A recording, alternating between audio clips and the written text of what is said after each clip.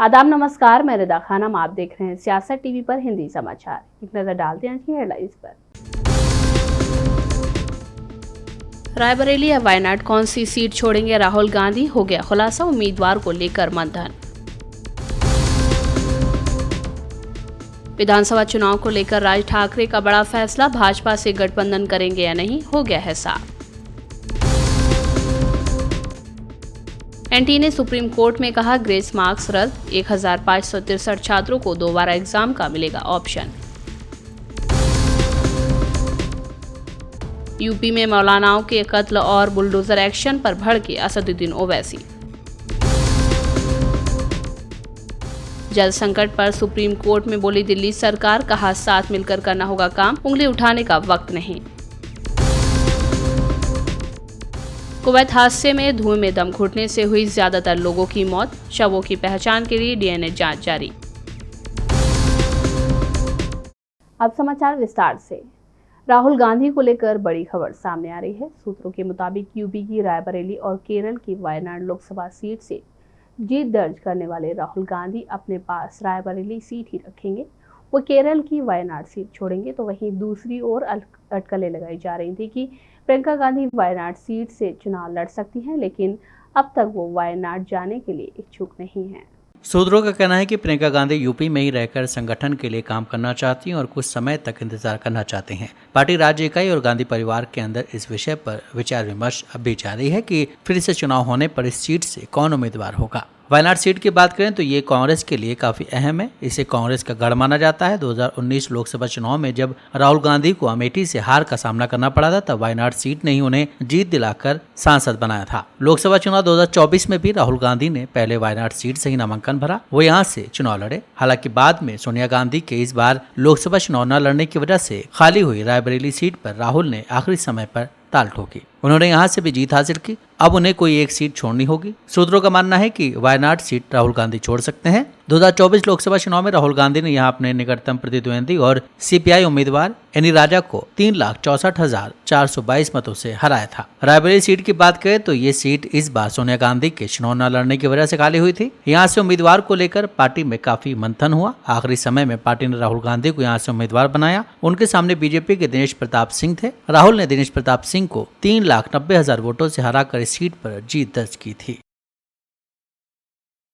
लोकसभा चुनाव में महाराष्ट्र में भाजपा को लगे झटके के बाद राज ठाकरे की पार्टी एमएनएस ने बड़ा फैसला लिया है। महाराष्ट्र नवनिर्माण सेना ने आज कहा कि वो महाराष्ट्र में अकेले ही भाजपा के नेतृत्व वाली महायुति से कोई बातचीत नहीं होगी। इसी के साथ राज ठाकरे ने विधानसभा चुनाव की तैयारी शुरू कर दी है। मुंशी नेता ने राज ठाकरे के नेतृत्व में हुई बैठक के बाद कहा, पूरे राज्य से पदाधिकारी आए थे, सबको संबोधित किया गया, सबको विधानसभा चुनाव की तैयारी के आदेश दिए गए हैं। महायुति की कोई बातचीत नहीं चल रही है। लोकसभा के दौरान हमने बाहर से समर्थन दिया था, अब विधानसभा की बारी है तो हमने अपनी तैयारी शुरू कर दी है। 200 से 250 सीट पर चुनाव लड़ेंगे। नेता ने कहा है कि राज ठाकरे ने जहाँ भी सभा की, हर जगह से एनडीए के उम्मीदवार जीत कर आए। ऐसा नहीं है कि उन्हें मनसे के साथ फायदा नहीं हुआ है। हर जिले में हमारे 25,000 से ज्यादा वोटर हैं। उन्होंने बीजेपी और अजित पवार के बीच गठबंधन को लेकर चल रही अटकलों पर कहा है कि कोई भी पार्टी निर्णय लेती है तो सोच विचार कर लेती है। अगर वो जीतते तो ये बयान नहीं आता। सरकार तो उनकी बनी है। जो जीते हैं तो हारे जैसा महसूस कर रहे हैं, जो हारे हैं वो जीते जैसे खुशी है। उन्होंने कहा है कि जब से पार्टी का गठन हुआ है, मनसे ने अकेले चुनाव लड़ा है, लड़ते आए हैं और आगे भी लड़ेंगे। महायुति से कोई बात नहीं हुई, आगे का आगे देखा जाएगा। प्रधानमंत्री नरेंद्र मोदी G7 सम्मेलन में शामिल होने के लिए आज इटली रवाना होंगे। वहां कई राष्ट्र प्रमुखों से मुलाकात और बातचीत करेंगे। इस बीच प्रधानमंत्री नरेंद्र मोदी के इस दौरे से पहले कांग्रेस के महासचिव जयराम रमेश ने मोदी पर जमकर हमला बोला है। उन्होंने कहा कि America, Canada, Germany, France, Italy, Britain और जापान के राष्ट्राध्यक्षों का G7 शिखर सम्मेलन 1970 के दशक के आखिर से ही होता आ रहा है। 1997 और 2014 के बीच रूस भी इसका सदस्य था। 2003 से भारत, चीन, ब्राजील, मैक्सिको और दक्षिण अफ्रीका को भी G7 शिखर सम्मेलन में आमंत्रित किया जाता रहा है। इसमें जाना कोई नई बात नहीं है। जयराम रमेश ने आगे लिखा है कि भारत के दृष्टिकोण से G7 शिखर सम्मेलनों में सबसे प्रसिद्ध जून 2007 में जर्मनी के हेलिंगेडम सम्मेलन में हुआ था। यहीं पर वैश्विक जलवायु परिवर्तन वार्ता में समानता सुनिश्चित करने के लिए प्रतिबद्ध सिंह मर्केल फॉर्मूला पहली बार दुनिया के सामने पेश किया गया था। इस पर आज भी चर्चा होती है। डॉक्टर मनमोहन सिंह और जर्मन चांसलर ने इतिहास रच दिया था। डॉक्टर मनमोहन सिंह खोखले आत्म प्रशंसा के माध्यम से नहीं बल्कि ठोस आधार पर वैश्विक दक्षिण की आवाज बनकर उभरे थे। जयराम रमेश ने प्रधानमंत्री नरेंद्र मोदी पर निशाना साधते हुए कहा है कि बेशक हमारे 1/3 प्रधानमंत्री से इस इतिहास को जानने या स्वीकार करने की अपेक्षा करना बहुत ज्यादा है, क्योंकि वो इस वर्ष के शिखर सम्मेलन में अपनी गिरती हुई अंतर्राष्ट्रीय छवि को बचाने के लिए इटली जा रहे हैं। नीट परीक्षा रिजल्ट विवाद में सुप्रीम कोर्ट में सुनवाई चल रही है। नीट एग्जाम में धांधली को लेकर दायर 3 याचिकाओं पर सुनवाई चल रही है। एनटीए ने नीट में ग्रेस मार्क्स वाले छात्रों को दोबारा परीक्षा देने का विकल्प दिया है। अब इस तरह से अब तक 1563 छात्रों को दोबारा परीक्षा देनी होगी। उनका स्कोर कार्ड रद्द कर दिया गया है। आज एनटीए ने खुद माननीय सुप्रीम कोर्ट के सामने माना कि जो उन्होंने ग्रेस नंबर दिए थे उससे बच्चों में डिससेटिस्फैक्शन हुआ, बच्चे प्रोटेस्ट पे आए और कहीं ना कहीं उन्होंने माना कि पहले कभी ऐसा नहीं है, पहली बार किया है, तो उन्होंने माना कि इसको हम हटा देते हैं ग्रेस नंबर को। हमारी 7 दिन से ये लड़ाई चल रही थी कि पहली बार आपने कैसे ग्रेस नंबर दे दिए, किस बेसिस पे आपने सोच लिया, बिना किसी को इन्फॉर्म किए, और आपने जब रिजल्ट आया तो बताया नहीं। अब इससे मेरी प्रॉब्लम क्या क्या, और उन्होंने जज एनटीए ने ये बोला है और माननीय सुप्रीम कोर्ट ने भी एग्री किया है कि जिन बच्चों को ग्रेस नंबर मिले थे 1563, उन बच्चों का या तो री एग्जाम हो जाए, जो कि इन्होंने डेट दे दी है कि अप्रॉक्सीमेटली 23 जून को, या तो वो बच्चे अपने बिना ग्रेस के जो नंबर हैं उस पे हैप्पी हो जाए, यानी उनका ग्रेस नंबर काट दिया जाएगा। ठीक है, अब री एग्जाम हो उन बच्चों का जो देना चाहते हैं 1563 में से, और जो नहीं चाहते हैं उनका ओरिजिनल स्कोर रहेगा।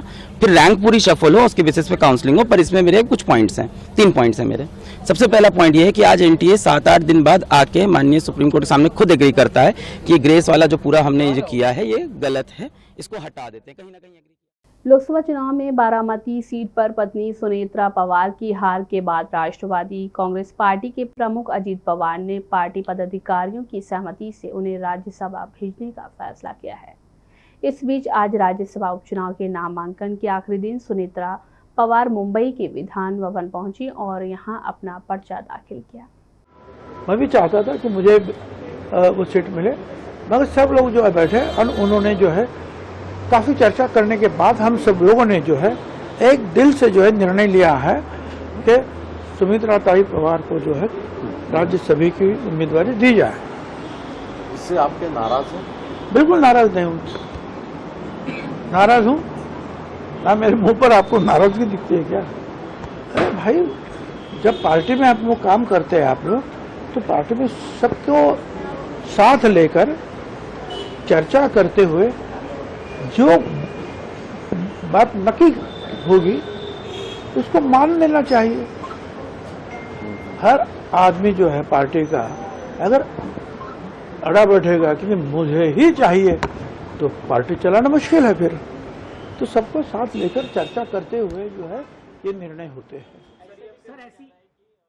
हैदराबाद से सांसद और एमआईएम के चीफ असदुद्दीन ओवैसी ने आरएसएस पर निशाना साधा है। उन्होंने कहा कि चुनाव के नतीजों के बाद मुल्क के कई हिस्सों में मुसलमानों पर हमले बढ़ गए हैं। ओवैसी ने सोशल मीडिया पर लिखा कि चुनाव के नतीजों के बाद मुल्क के कई हिस्सों में मुसलमानों पर हमले और भी तेज हो गए हैं। उत्तर प्रदेश में 2 मौलानाओं का कत्ल कर दिया गया। अकबर नगर में मुसलमानों के घर पर बुलडोजर चला दिया गया और छत्तीसगढ़ में 2 मुसलमानों को लिंच कर दिया गया। क्या संघ परिवार मुसलमानों से बदला ले रहा है? हाल ही में उत्तर प्रदेश के मुरादाबाद के कटघर में भौसिया गांव में स्थित बड़ी मस्जिद के इमाम और मौलाना अकरम की गोली मारकर हत्या कर दी गई थी। वहीं प्रतापगढ़ में मौलाना फारूक का शनिवार को मर्डर कर दिया गया था।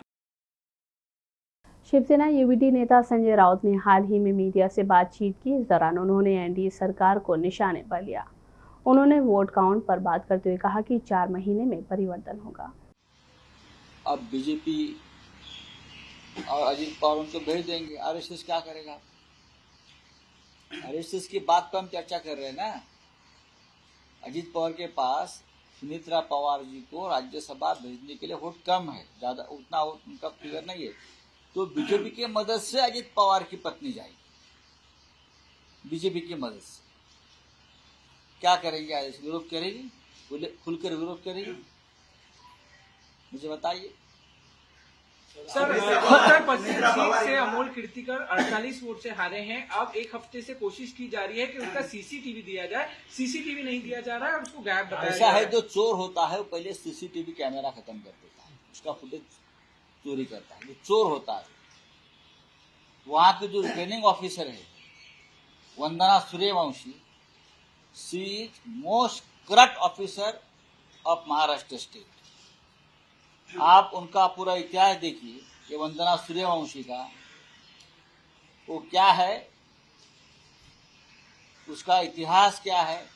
सबसे भ्रष्ट अधिकारी अगर महाराष्ट्र केडर में कहीं होगी वो वंदना सूर्यवंशी है, और उसने अमोल कीर्तिकर का जो निर्णय है। झारखंड प्रदेश कांग्रेस कमेटी के अध्यक्ष राजेश ठाकुर ने झारखंड के रांची में विधायक दल की बैठक की जानकारी दी और झारखंड विधानसभा में कांग्रेस विधायक दल के झारखंड के पूर्व मंत्री आलमगीर आलम के इस्तीफे पर प्रतिक्रिया व्यक्त की। उन्होंने कहा कि आज विधायक दल की बैठक हुई। दुख की बात है कि हमारे विधायक दल के नेता ने इस्तीफा दे दिया। किसे जिम्मेदारी दी जाए, इस पर काफी चर्चा हुई और सभी ने मिलकर फैसला लिया कि नेतृत्व जो भी फैसला लेगा हमें स्वीकार्य होगा। देखिए, विधायक दल की बैठक थी। दुख की बात है कि हमारे बीच आज विधायक दल के नेता उपस्थित नहीं थे और उन्होंने अपना इस्तीफा सौंप दिया है।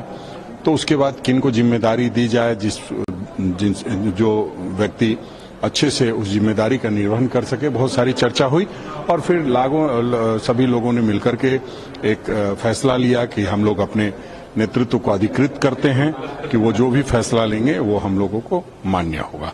क्या कोई संभावित नामों पर चर्चा हुई, मतलब 2-3 नाम जो सामने शॉर्टलिस्ट किए गए हैं? देखिए, हमारे यहाँ कोई भी विधायक आप कम पोटेंशियल वाले नहीं हैं, इसलिए बहुत चर्चा आपस में लोगों ने किया है और हम समझते हैं इसकी चर्चा चैनल पे नहीं हो तो ज्यादा अच्छा होगा। बहुत जल्द आपके सामने नतीजा होगा। बहुत जल्द मतलब कितना time frame?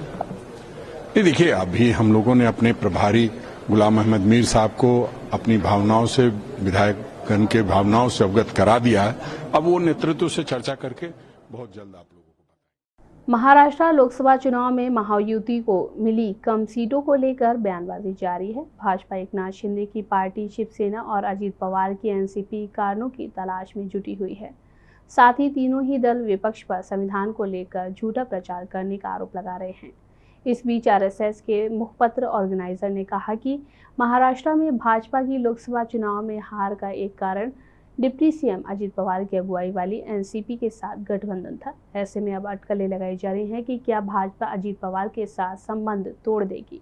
BJP CM Eknath Shinde की अगुवाई वाली शिवसेना के साथ मिलकर विधानसभा चुनाव लड़ सकती है। एक रिपोर्ट के मुताबिक सूत्रों ने बताया कि आरएसएस बीजेपी नेतृत्व के एनसीपी को तोड़ने और लोकसभा चुनाव से पहले अजीत पवार के नेतृत्व वाले गुट के साथ गठबंधन करने के फैसले से खुश नहीं है। नाम न बताने की शर्त पर एक बीजेपी नेता ने कहा कि आरएसएस बीजेपी कार्यकर्ताओं को पवार विरोधी नारे के साथ तैयार किया जा रहा है। सिंचाई और महाराष्ट्र राज्य सहकारी बैंक घोटाले से जुड़े होने के कारण वो अजीत पवार के विरोधी हैं, लेकिन जूनियर पवार के बीजेपी से हाथ मिलाने के बाद पवार विरोधी बयान पीछे छूट गया। घाव पर नमक छिड़कते हुए उन्होंने महायुति सरकार में उप मुख्यमंत्री बना दिया गया। नेता ने आगे कहा है कि लोकसभा चुनाव में ये स्पष्ट था कि आरएसएस बीजेपी के कार्यकर्ता एनसीपी उम्मीदवारों के लिए प्रचार करने के लिए तैयार नहीं थे और कई जगहों पर आत्मसंतुष्ट रहे। नतीजतन 2019 में बीजेपी की सीटों की संख्या 23 से घटकर 2024 में 9 रह गई। आजीवन आरएसएस कार्यकर्ता ने ऑर्गेनाइजर में अपने लेख में कहा कि अजीत के साथ गठबंधन करने से बीजेपी की ब्रांड वैल्यू कम हो गई और ये बिना किसी अंतर वाली एक और पार्टी बन गई है।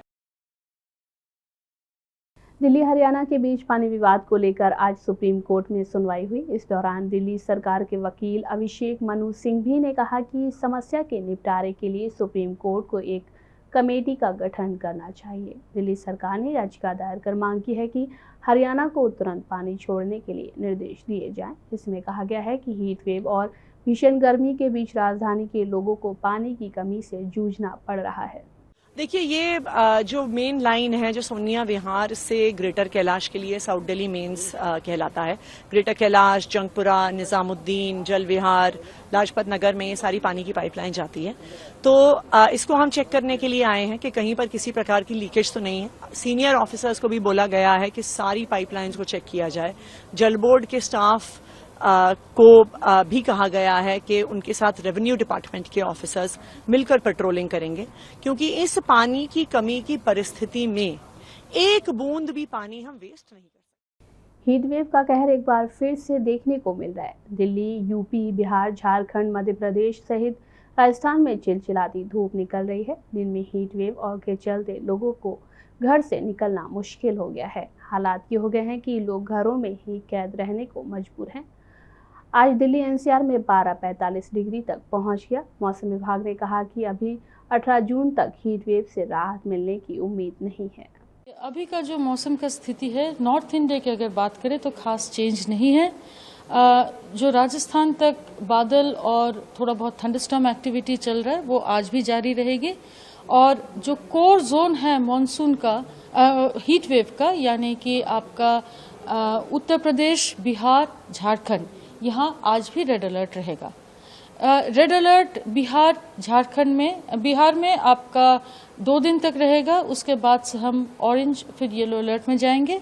और झारखंड में 3 दिन तक रेड अलर्ट रहेगी, यानी 13, 14, 15 तारीख को। और यूपी को, उत्तर प्रदेश में 3 से 4 दिन तक रेड अलर्ट रहेगा। उसके बाद से ऑरेंज अलर्ट। बाकी जो हिस्से हैं नॉर्थ इंडिया की, यानी कि पंजाब, हरियाणा और नॉर्थ राजस्थान और जम्मू एंड कश्मीर, हिमाचल प्रदेश, इन सभी राज्य में, और गैंजेटिक वेस्ट बंगाल, हीट वेव का अलर्ट तो रहेगा, मगर जैसे गैंजेटिक वेस्ट बंगाल में सीवियरिटी भी रहेगा, मगर कम रीजन में कम इंटेंसिटी के साथ। इसीलिए हम ऑरेंज अलर्ट के साथ जाएंगे पंजाब, हरियाणा को 4 दिन तक। उसके बाद थोड़ा सा कम करेंगे, येलो अलर्ट में जाएंगे। केंद्र में मंत्रिमंडल गठन के बाद विपक्ष लगातार नीतीश कुमार पर हमलावर है। विपक्ष का कहना है कि बिहार के विशेष राज्य के दर्जे के लिए नीतीश कुमार को जोरदार तरीके से अपनी बात रखनी चाहिए। मंत्रिमंडल गठन में भी कोई अच्छा विभाग बिहार के सांसदों को नहीं मिला। इसे लेकर जेडीयू के प्रदेश प्रवक्ता हेमराज राम और अंजुम आरा ने प्रेस कॉन्फ्रेंस कर तेजस्वी यादव से सवाल पूछा। उन्होंने कहा कि जब 2004 की यूपीए सरकार में आरजेडी मजबूत स्थिति में थी, तब लालू प्रसाद यादव ने कभी बिहार के विकास की बात क्यों नहीं की। केंद्र से विशेष राज्य और जातिगत जनगणना की बात क्यों उठाई जा रही है। जेडीयू प्रवक्ता ने कहा कि आरजेडी अध्यक्ष लालू प्रसाद यादव यूपीए सरकार में गृह मंत्री बनना चाहते थे। जेडीयू के नेताओं ने दावा किया है कि उस समय लालू यादव के पास 24 सांसद थे, संख्या बल मजबूत थी। उसके बावजूद लालू यादव स्पेशल स्टेटस की मांग करने के बजाय गृह मंत्रालय के लिए अड़े हुए थे। हालांकि गृह मंत्रालय भी नहीं मिला और रेल मंत्री बनाए गए, जिसकी आड़ में वो अपने नाबालिग बच्चों के लिए धन अर्जित करते रहे। उन्हें बिहार के विकास की चिंता नहीं थी, सिर्फ अपने परिवार के विकास की चिंता थी। प्रवक्ता ने कहा है कि यूपीए सरकार के फर्स्ट टर्म में बिहार के 12 मंत्री थे। इसके बावजूद बिहार से जुड़े कई अहम काम नहीं हुए। बिहार से जुड़े विकास के मुद्दों को जोरदार तरीके से नहीं उठाया गया, न ही विशेष राज्य के दर्जे की मांग की गई थी और न ही जातीय जनगणना करवाई गई। जेडीयू प्रवक्ता ने कहा है कि साल 2008 में अविश्वास प्रस्ताव के दौरान लालू प्रसाद यादव ने यूपीए सरकार को गृह मंत्रालय की शर्त पर समर्थन दिया था, जबकि उन्हें विशेष राज्य के दर्जे की मांग करनी चाहिए थी। लालू यादव ने सिर्फ अपना स्वार्थ देखा, बिहार के बारे में कोई बात नहीं की। आज ये लोग बिहार के विकास की बात करते हैं।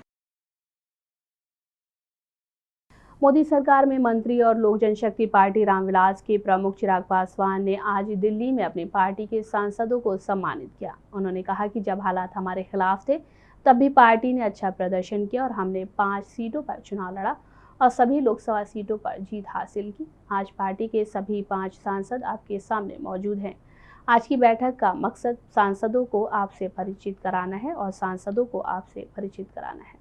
जश्न जरूर मनाएंगे, अपनी जीत पर उत्साहित जरूर होंगे, पर किसी दूसरे का बुरा देखकर हम लोग जश्न मनाएं या किसी दूसरे की डाउनफॉल पर हम लोग उत्साहित हो, ये हम लोग के संस्कार कतई नहीं हो सकते। और ये एक शुरुआत है। अभी हम लोग को कई सीढ़ियां चढ़नी बाकी हैं, अभी कई मंजिलें हैं जो हम लोग को हासिल करनी है। और मैंने हमेशा कहा, लोकसभा का चुनाव हम लोग के लिए मात्र एक पड़ाव है।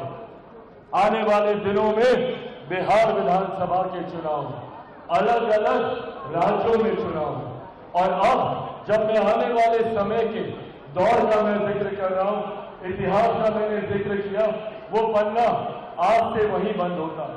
इतिहास में ये तमाम बातें दर्ज हैं। बस इतिहास की बातों से, इतिहास में मिले हुए अनुभव से हम लोगों को सीख लेनी है, पर अब उन बातों को वही समाप्त करके आगे बढ़ना है।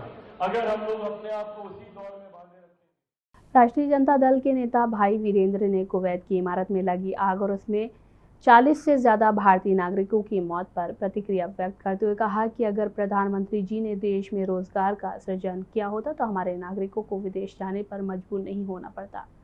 प्रधानमंत्री जी से पुनः निवेदन है कि जनता के हित के लिए कार्य किए। ये घटना बहुत दुखद घटना है और उस परिवार के प्रति हमारी संवेदना है और मृत परिवार के प्रति हमारी श्रद्धांजलि है और उनके परिवार को मेरी तरफ से दुख सहने की शक्ति उनको प्रदान करे भगवान और उनकी आत्मा की शांति के लिए हम प्रार्थना करते हैं। आखिर देश के माने अगर बिहार का लोग है, उत्तर प्रदेश का लोग है, किसी राज्य का लोग है, अगर एक दूसरे राज्य में जाते हैं, अगर उस राज्य में रोजगार नहीं रहता है इस वजह से जाते हैं। अगर देश के प्रधानमंत्री अपने देश में रोजगार का सृजन किए रहते तो शायद हमारे जो लोग आज मौत के मुंह देखने को मिल रहा है वो शायद दूसरे देश में नहीं जाते कमाने के लिए, कुवैत में नहीं जाते।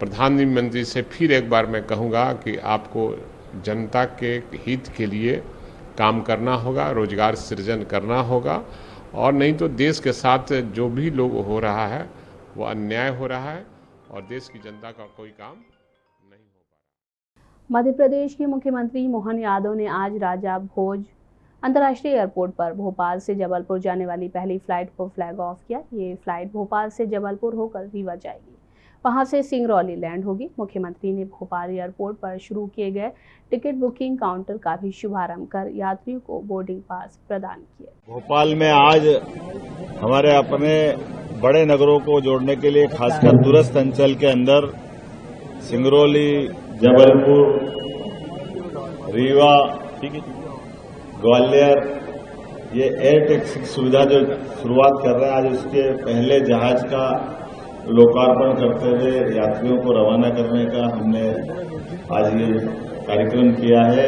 मेरी अपनी ओर से इस अवसर पर हमारे माननीय खजुराहो के सांसद और श्रीमान प्रदेश के अध्यक्ष श्रीमान विष्णुदत्त शर्मा जी और हम सभी मित्रों के साथ आज यहाँ पर्यटन मंत्री के इस कार्यक्रम में शामिल हुए हैं और मुझे इस बात की प्रसन्नता है कि एविएशन को लेकर खास करके हवाई यातायात को लेकर के हमारी सरकार ने जो निर्णय किया है, एयर एम्बुलेंस की सुविधा हमने प्रारंभ कर दी है। आपके माध्यम से पूरे प्रदेश तक जानकारी दोबारा दोहराना चाहूंगा कि किसी भी जिले में किसी भी मरीज को अगर कोई कारण से बड़े हॉस्पिटल में पहुंचाना हो, कोई स्वास्थ्य की सेवाओं को लेकर के, तो कलेक्टर और डॉक्टर दोनों डिसाइड करेंगे।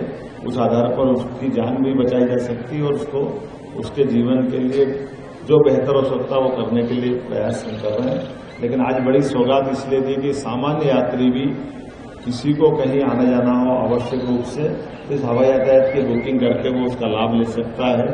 मैं उम्मीद कर रहा हूं कि इन सौगातों के भरोसे से हमारे अभी तक के जो हवाई यातायात के अलावा केवल रेलवे और मार्ग से यातायात करते थे, सड़क मार्ग से, उसके अलावा ये तीसरा रास्ता खुला है।